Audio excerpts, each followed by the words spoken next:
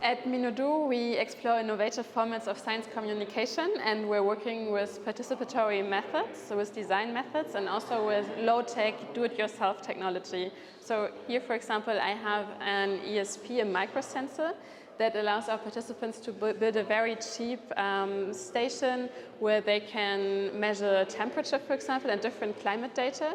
And we believe that through that engagement with technology, climate change becomes way more tangible.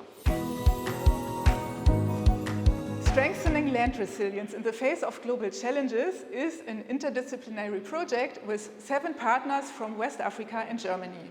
The project is conducted in the sub-humid savanna regions of northern Ghana and Benin. Our goal is to identify recommendation domains for scalable innovations that support a sustainable land use in the context of climate change. We also train 12 PhD fellows who will graduate at one of our partner universities.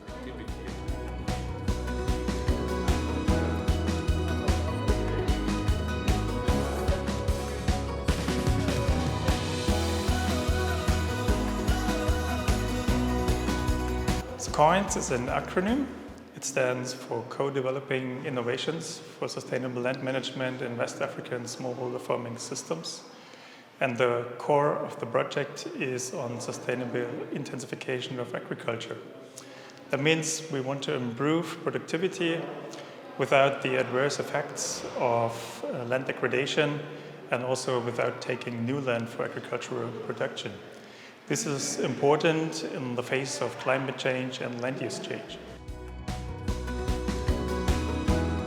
What I learned from today was that we really, if we are striving for impact, then we need to go beyond the typical pattern of the researchers and the researched. We need to do our efforts in collaboration, so in partnership. This means also we need to give up power in such collaborations to the societal stakeholders.